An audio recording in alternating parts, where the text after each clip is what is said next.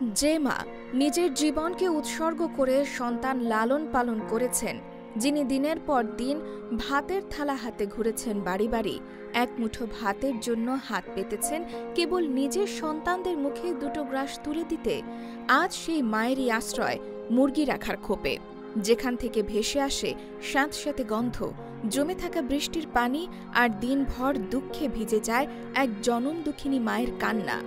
পটুয়াখালীর এক গ্রামে মাটির ঘ্রাণ মাখা নিঃশব্দ দুপুরের ভেতর থেকে ভেসে আসে এই নারীর করুণ আহাজারি।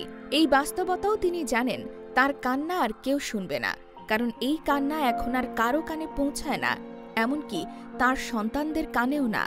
এই অসহায় মায়ের নাম নূরজাহান বেগম।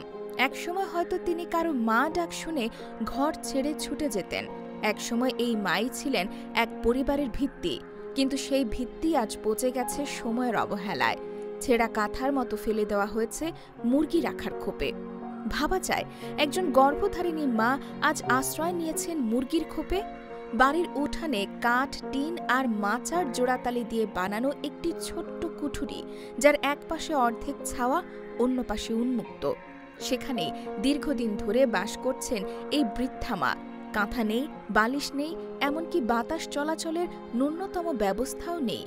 বর্ষার দিনে চারপাশে জমে থাকা জোয়ারের পানির ভেতর স্যাঁতস্যাঁতে মেঝেতে বসে থাকা নূরজাহান বেগম যেন এক জীবন্ত মানবিক বিপর্যয়ের নাম। দিনের আলো ফুটলেই নাকি ছেলেরা ও পুত্রবধূরা তালা মেরে চলে যান কাজে। বৃদ্ধা মা খোপে বন্দী হয়ে থাকেন, যেন তিনি এক অবাঞ্ছিত অতিথি, যার অস্তিত্ব মেনে নেওয়ার দায়টুকুও নেই কারো। ক্ষুধায় চিৎকার করলে কেউ শোনে না, পানি চাইলে কেউ এগিয়ে আসে না। দিন শেষে সন্ধ্যার আধারে ঘরে ফেরে বংশধরেরা, যেন দিনভর কিছু ঘটেইনি। সম্প্রতি একদিন পড়ে গিয়ে মাথা ফাটিয়ে ফেলেছেন নূরজাহান বেগম, হাতটিও ভেঙেছে। তীব্র যন্ত্রণায় ছটফট করতে করতে তার দিন পার হচ্ছে। খাবার তো দূরের কথা, এক গ্লাস পানির জন্য পর্যন্ত তাকে কাকুতি মিনতি করতে হয় নিজের সন্তানদের কাছেই। এই যে অবহেলা, এই যে নিষ্ঠুরতা, এ যেন কেবল একটি পরিবারের গল্প নয়, এটি এক সমাজ ব্যবস্থার প্রতিচ্ছবি।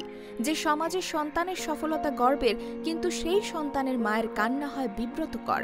যে সমাজে বৃদ্ধা মা একটা ঝামেলা, যেখানে স্বার্থ ছাড়া সম্পর্কের কোনো মূল্য নেই। আরও নির্মম সত্য হল, এই ঘটনা আমাদের দেশের বহু প্রান্তেই প্রতিনিয়ত ঘটে চলেছে।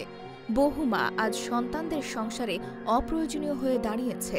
কখনো তারা ঠাঁই পান রান্নাঘরের পাশে, কখনো উঠোনের এক কোণে, কখনো বা গবাদি পশুর ঘরের পাশে, শুধু ঠাঁই পান না হৃদয়ের জায়গায়। এই জাতি তখনই সভ্য যখন সে তার নারীর, বিশেষ করে মায়ের প্রতি শ্রদ্ধাশীল হয়। একটি সন্তান যখন তার বৃদ্ধা মাকে অযত্নে ফেলে দেয়, তখন সে কেবল ধর্ম নয়, মানবিকতার পরীক্ষাগুলোতেও ব্যর্থ হয়। আমরা যদি আজই না জাগি, যদি মানবিকতার আলোয় আমাদের হৃদয় না জাগে, তবে এই নূরজাহান বেগমদের সংখ্যা বাড়বে বই, কমবে না। তাদের কান্না একদিন বাতাসে ভেসে আমাদের সন্তানদের কানে যাবে।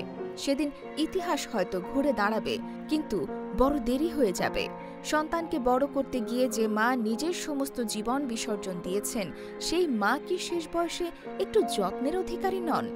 এই প্রশ্নটি একবার নিজের হৃদয়কে জিজ্ঞেস করুন, তারপর সন্তানের দিকে তাকিয়ে উত্তর খুঁজুন।